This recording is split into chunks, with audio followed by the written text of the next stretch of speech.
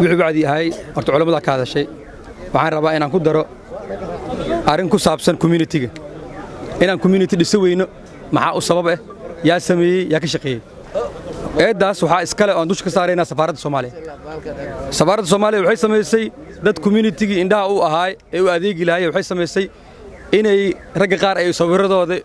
ay tiraahdo dacweeya intaas sameeya oo dhib ah ragga qaarkood inta joogaanna way jirtaa way caddahay waxaa yimid wasiir imaada maalweed wasiir ku xigeenka imaada wasiirka yimid Johannesburg oo ka laabtay jaaliyadda Cape Town cid u timid malaha waxaa imaada wasiir ku xigeenka imaada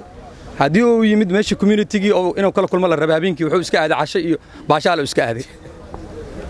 waxaan dawladda Soomaaliyeed aan u sheegaynaa cod dheer iyo cod aan ku gaarsiinaynaa social media meel kasta aan ka sheegaynaa in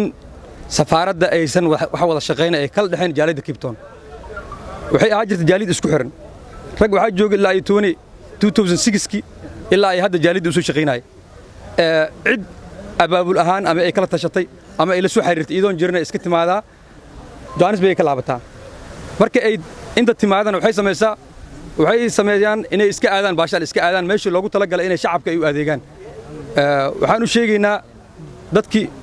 caqliga u ahaa u shaqeey jiray jaaliyadda way joogaan inay daalid u shaqeeyaan diyaar u yihiin